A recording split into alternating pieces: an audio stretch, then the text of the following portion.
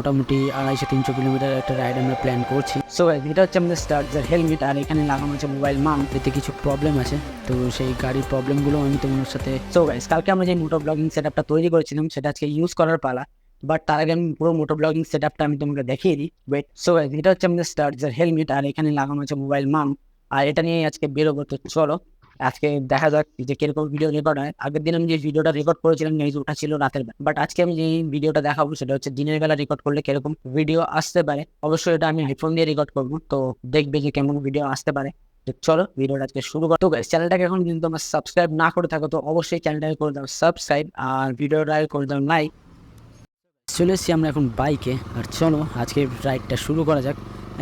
কালকে আমাদের তেল শেষ হয়ে গেছিলো, আজকে আমাদের এখনও দেখাচ্ছে যে তেল শেষ হয়ে গেছে, লাইট ব্লিঙ্ক করছে। তো যাবো আজকে আমরা তেল ভরাতে, বাট তার আগে আমি তোমাদের এখানে কালকে রাতের ফুটেজটা রেখে দেবো, দেখবে কেমন। আর আজকে সকালের ফুটেজটাও আমি রাখবো যে কেমন ভিডিও আসছে। তো চলো যাওয়া যাক আজকে। আর নিচে তোমরা কমেন্ট করে জানাতে পারো যে কীরকম ভিডিও রেকর্ড হচ্ছে, কী হচ্ছে না হচ্ছে। আমার লেগে আছে খুব ঠান্ডা, তাই একটু ভয়েসটা একটু অন্যরকম হতে পারে, বাট ইটস ওকে, আমি জানি তোমরা মানিয়ে নেবে। তো চলো আজকে যাওয়া যাক। আর একটা কোনো বড় রাইড আমরা প্ল্যান করছি এখনও, মোটামুটি 250-300 কিলোমিটার একটা রাইড আমরা প্ল্যান করছি। মানে যাওয়াই খালি 250 কিলোমিটার, আর আসা তো আছেই। যদি কেউ জায়গা গেস করে থাকো তো নিচে কমেন্ট করে জানাতে পারো, বাট একটা প্ল্যান হচ্ছে, কদিন পরেই হয়তো রাইডটা শুরু হয়ে যাবে। এ ভাই, এটা কী রে? এই গাড়ির পিছনের খোলা, দাঁড়াও একে বলি।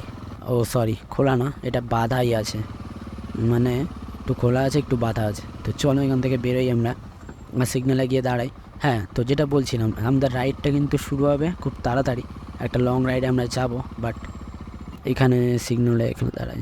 ওকে, তো যে লং রাইডটায় যাবো সেটা হচ্ছে 200-250 কিলোমিটারের রাইড। ওই দেখো সিগন্যাল পড়ে নেই, আর সাইকেল নিয়ে দৌড়াচ্ছে। তো সেটা যাওয়ার জন্য আমাদের সাথে আর কে কে যাবে সেটাই এখন ওয়েট হচ্ছে।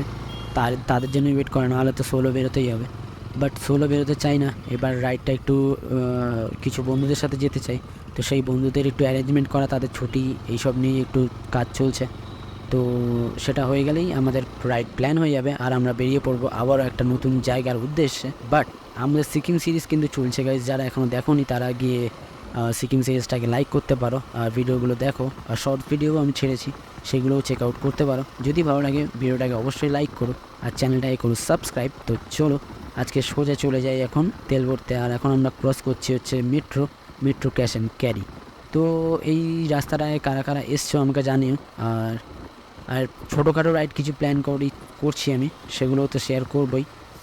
আর এখানে না এই গাড়িতে কিছু প্রবলেম আছে, তো সেই গাড়ির প্রবলেমগুলো আমি তোমার সাথে পরের ভিডিওতে হয়তো শেয়ার করব। আজকে ভিডিওতে শেয়ার করা ভালো হবে না, কারণ আমি পুরোটা এক্সপ্লেন করতে পারবো না। তো চলো এখান থেকে যাওয়া যাক। আবারও আমরা সিগন্যালে দাঁড়িয়ে পড়েছি, না সিগন্যাল ছেড়ে দিয়েছে। তো আমরা এখন ক্রস করছি হচ্ছে কিশোর ভারতী ক্রিয়াঙ্গন, আর আমাদের বলতে পারো এই স্টেডিয়াম, আমরা এখানে ডাইরেক্ট স্টেডিয়াম বলেই ডাকি। তো এখান থেকে আমরা যাচ্ছি হচ্ছে কালিকাপুরের দিকে।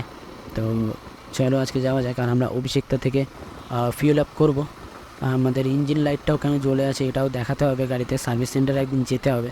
এই কাজের চক্করে আর যাওয়াই হচ্ছে না। তো চলো আজকে দেখা যাক, আর একটু স্ট্রেচ নিই বাইকটাকে। Let's enjoy.